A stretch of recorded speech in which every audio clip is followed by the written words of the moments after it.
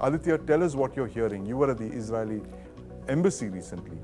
Well, yes, we were at the Israeli embassy. What is really happening is that Israel is trying to tell the world, why it is important to eliminate Hamas. Right. And ever since this attack happened on the 7th of October, a lot of lives were lost, yes, and a lot of lives have been lost in Gaza as well.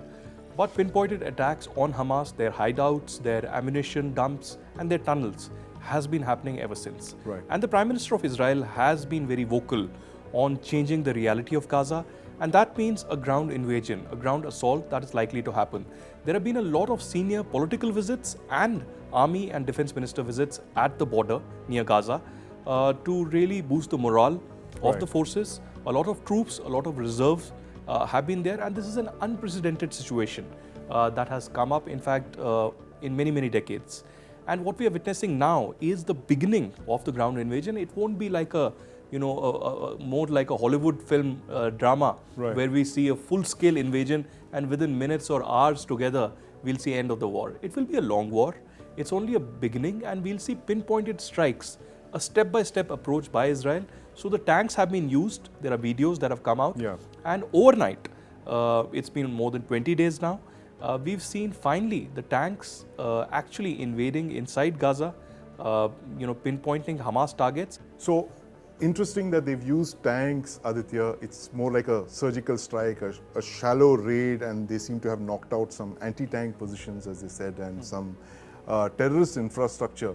Is this the precursor for something bigger, like you were mentioning, that this is the kind of operation that you could see in the next few days? Oh, absolutely, Sandeep.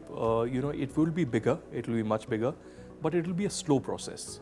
It will be, as I said, a step-by-step approach. Right. We've seen similar tanks being used in Russia, in the Russia-Ukraine war. Right.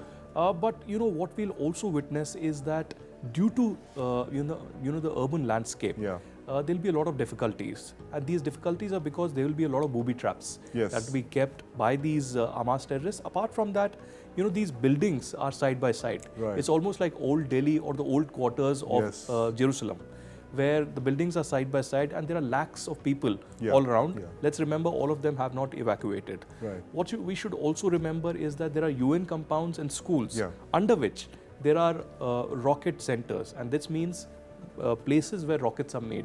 Right. So it would be a challenge. Apart from booby traps and these rocket centers, there'll be buildings where Hamas terrorists would be waiting in different areas to target from a height these troops that are incoming.